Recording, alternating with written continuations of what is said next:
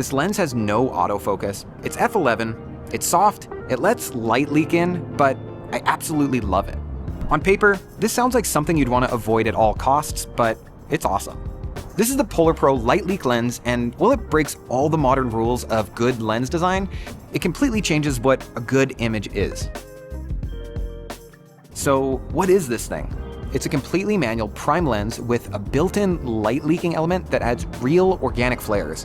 It's designed to mimic the look of vintage glass straight out of camera. Kind of reminds me of lens whacking, but it's where you unscrew the lens from your camera and you let a little bit of light leak in between the lens and the camera body. This is a little bit scary because you're exposing your sensor to dust, but with this lens, you're not going to be doing that. This lens has no stabilization, no electronics, and no autofocus. So you can see how small this lens is on my camera, and the magic part is this ring around here. So when we open it, we let light in and we can twist it and control where the light goes, and we can close it and let no extra light come in.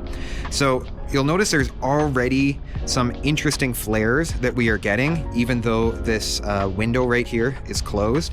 And if we're pointing at this light and we open the window here, doesn't do much. Let's twist it. Yeah, and there we get some interesting light leak. We can close it and then open it. And that's pretty cool because we can control where our light leaks are gonna be.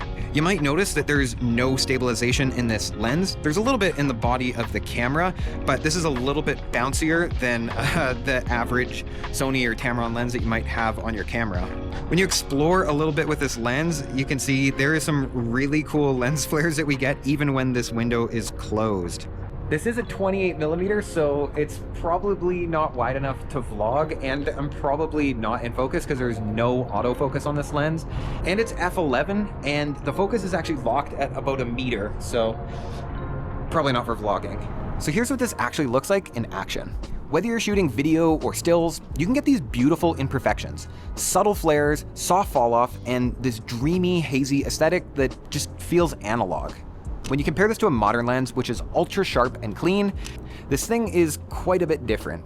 If you take a look in the corners of the photos and videos that are taken with this lens, there's some vignetting and this interesting focus blur. That's just some more character that this lens is gonna give you. That's not something that you'll get with a lens like this, which is like 800 bucks. What I like about this lens is that it's not about capturing a perfectly crisp and clear image that has shallow depth of field. It's more about capturing a feeling or a moment. It's actually a very freeing tool. It gives me permission to experiment and to just play.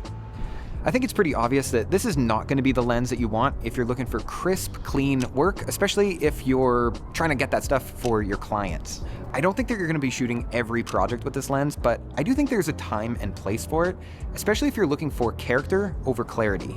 If you're a creator who wants to break out of the sterile digital look, or you just want your footage to stand out a little bit more, or maybe you just want to travel and you want a more nostalgic, soft-looking feel to your photos and videos, this might be a great lens for that.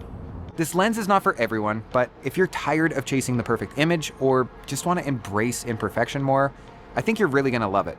And some of the best tools are the ones that break the rules. My name's Davey, thanks for letting me spill the gravy, and I've got a whole bunch of other videos like this on my channel, so if you enjoyed this, come check them out. We'll see you in the next one.